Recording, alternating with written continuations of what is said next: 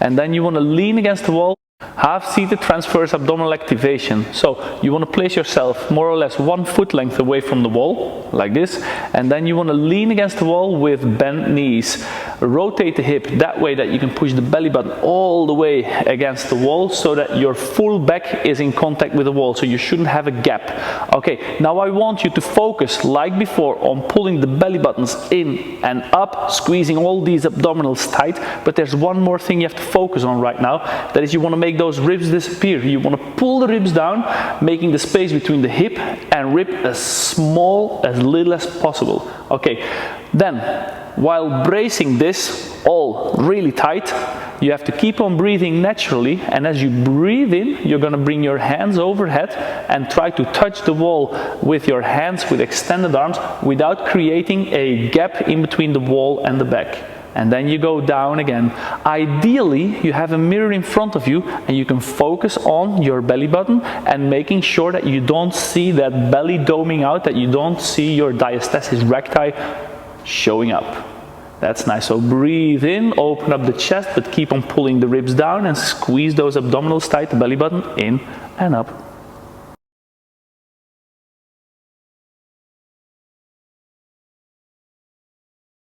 Bend dead bug, alternating extended legs. So if you reach this exercise, that means you already have a good control over your abdominal muscles and you control your diastasis recti pretty good already, because this exercise is damn hard.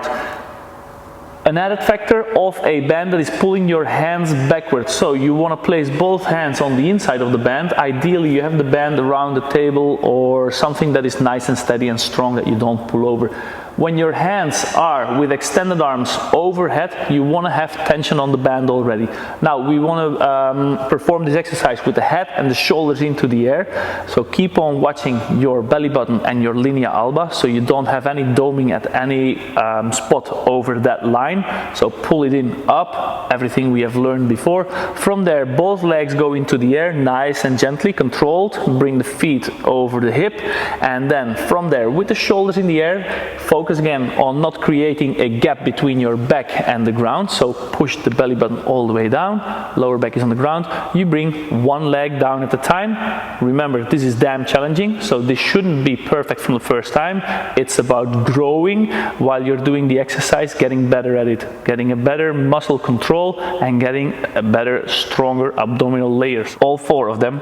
So alternating, pulling the belly button in and up, that's where you want to focus on all the time. Keep on focusing, Ursula. Nice.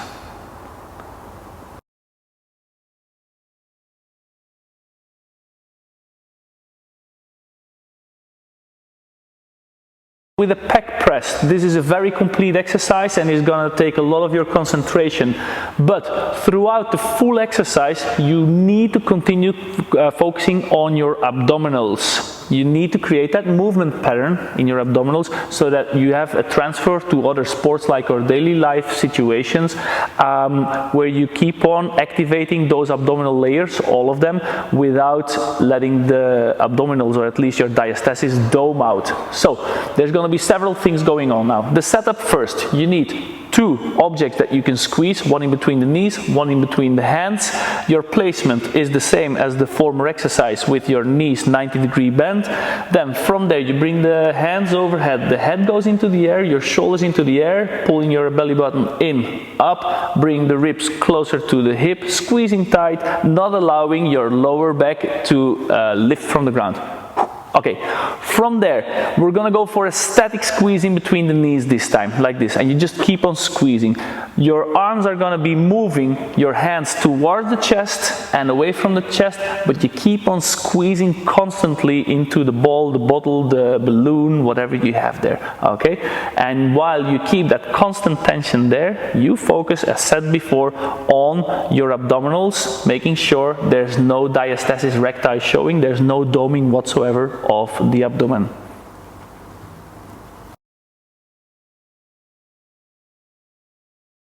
apply all the things you have learned, the awareness that you have created, the consciousness, you have to start applying that in more dynamic situations and exercises, because in this Pallof press the band is gonna have a force pulling you sideways that you have to resist. So more dynamic, more and more, that gives more transfer to daily life situations and sports situations or work situations. Okay, for this exercise you need a band ideally at chest height. So you can have it tied up to a pillar, or a door nut will do if you don't have a pillar in your house, or something else. Some people use the handles of the windows as well. Just make sure it can't slide off or shoot off at least. Okay, you need a strong posture. Strong position is with the feet underneath the shoulders. Chest is open, but you drop a little bit in the knees and in the hip. That's important. So don't stand tall. Drop a little bit lower. Chest is open. Now you have to look for your neutral hip. So exaggerate your hyperextension, round your back, somewhere in the middle there, that's your neutral hip. Now, pull the belly button in and up, but then pull the ribs down, tightening up back and front muscles, so you co-contract. Squeeze the glutes and squeeze the quads, so that's the front muscles of your leg. Then bring the band in front of your chest. Now, in front of your chest, close to your chest to start with. Okay, now you see that she's standing away from the band to the side, but also to the front. So she has a pulling force sideways and backwards. That's important. That's your setup.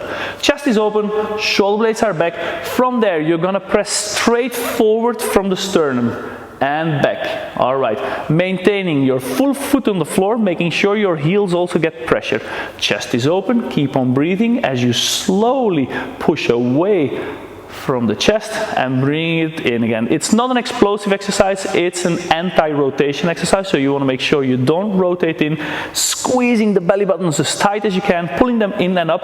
Ideally, again, you have a mirror in front of you, so you can not only feel it with your awareness, with your consciousness, but also visually control.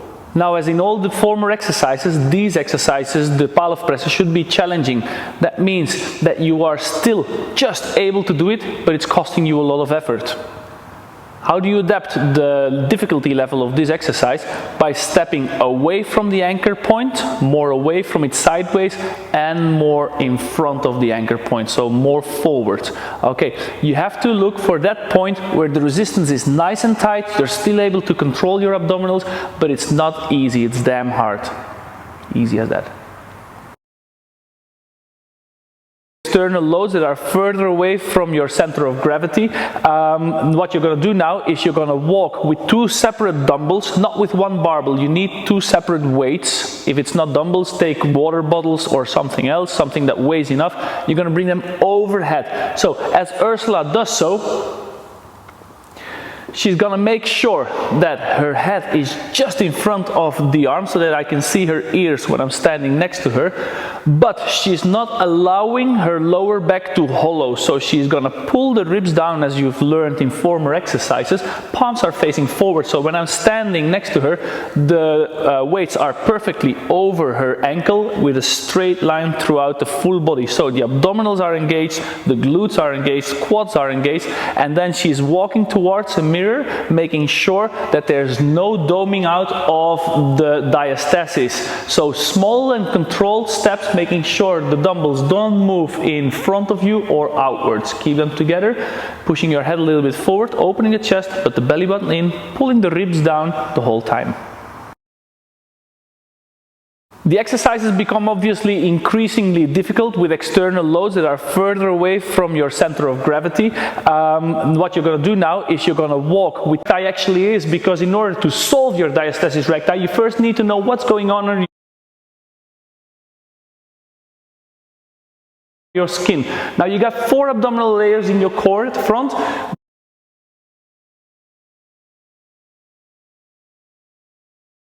Hi guys and welcome, my name is Dieter and together with Ursula we're going to show you what a diastasis recti actually is, because in order to solve your diastasis recti you first need to know what's going on under your skin.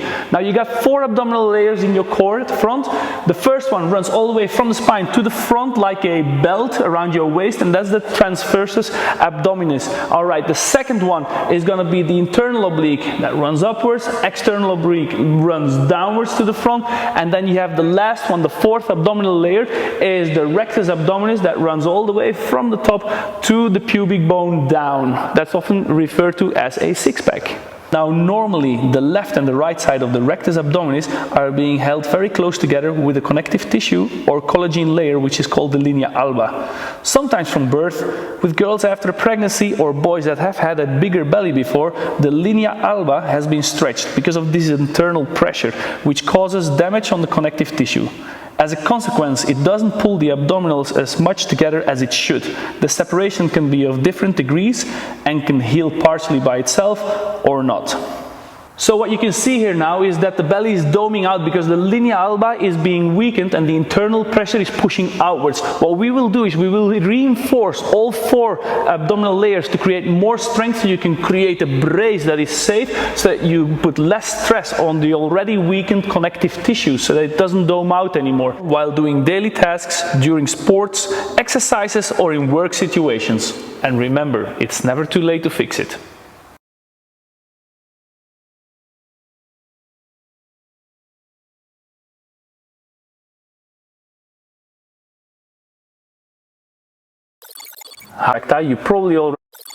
How can you test if you have a diastasis recti?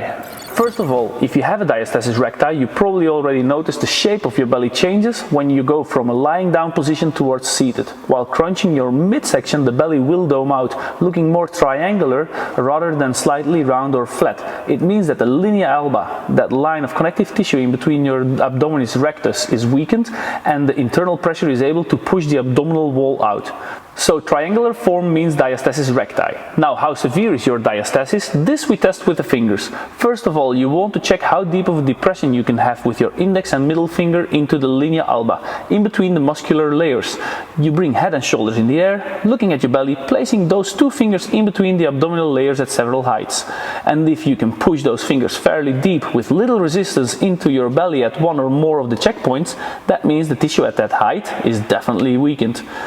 Now, you can also test how wide the separation is. Head and shoulders in the air again, starting with placing 2 fingers square to the linea alba just above the belly button.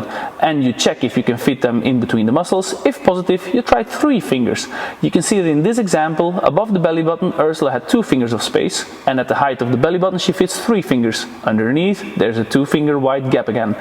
Officially, a 2-finger or more separation means you have a diastasis recti, but that doesn't mean that a 1.9 finger separation poses no problem at all, and 2.1 fingers is a huge reason to panic. In both cases, you want to make sure that you can control your diastasis recti, even though the connective tissue is damaged in a lower or a higher degree. So with the help of your active brace firing up your muscles, you want to make sure your doming doesn't show, and you keep control over your core in sports and fitness, but also daily life and sport situations. Rid of your mummy tummy or the bloating of your stomach. Why do you want to solve your diastasis recti? Probably you want to get rid of your mummy tummy or the bloating of your stomach. But apart from aesthetics, it's got huge consequences for your physical health, because when the fascia, the connective tissue in between your both sides of your rectus abdominis, is weakened, it allows the belly to dome out. That way you've got less control over your core and allows for a greater hip tilt, which results in an excessive curve of the lumbar spine. Why do you want to solve your diastasis recti? Probably you want to get rid of your mummy tummy or the bloating of your stomach. But apart from aesthetics, it's got huge consequences for your physical health, because when the fascia, the connective tissue in between your both sides of your rectus abdominis, is weakened, it allows the belly to dome out. That way you've got less control over your core and allows for a greater hip tilt, which results in an excessive curve of the lumbar spine, which as a consequence puts excessive stress on the intervertebral discs and might in the long run even create disc bulging or herniation in worse cases, pinching the nerve, creating back pain that can radiate all the way down to the heel. You want to regain control over your abdominals, make them strong and restore your healthy, neutral spine posture. Furthermore, an uncontrolled diastasis recti is going to be a breach in your power output, as it is the connection between your power producer, being legs and hip, and the executors, the arms and the hands. Because your chain of power production is only going to be as strong as the weakest link of that chain. So if the core is weak, the full movement will be compromised. Let us show you some examples. In sports situations, for instance, your power in a sling, swing or hit is mainly generated in the hip region, but transfers all the way to the hands. And if the core is weak, as a result the movement will also be weak. But also in daily life and work situations, you need the core as a stabilizer. Fresh moms, for instance, have to take the kid out of the car in much less than ideal circumstances, with the weight of the baby being far away from the feet, causing a lot of leverage, thus stress on the lower back. If the brace is weak, the lower back is in danger. Same story when you want to take heavy object out of the cupboard or put them in there. And like this, there are many more examples.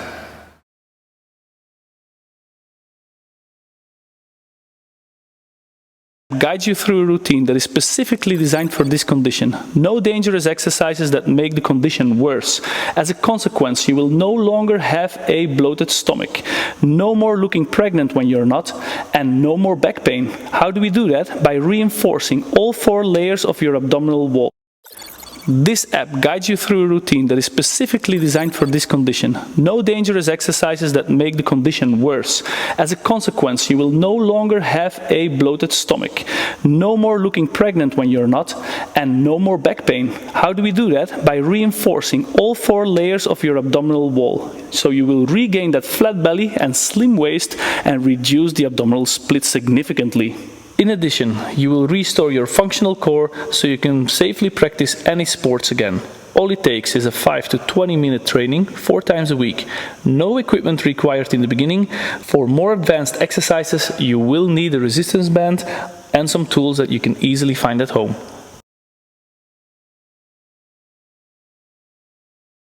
A half kneeling Pallof press with the foot closest to the band on the ground in front of you.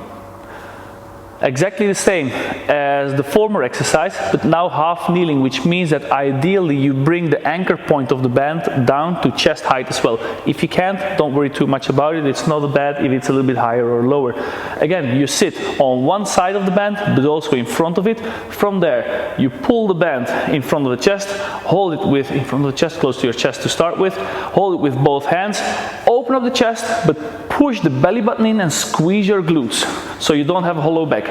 Belly button in, squeeze the glutes. Next thing is you pull the ribs down towards your hip while you still open up in the chest and you keep your shoulder blades back and low. I know, a lot to think of.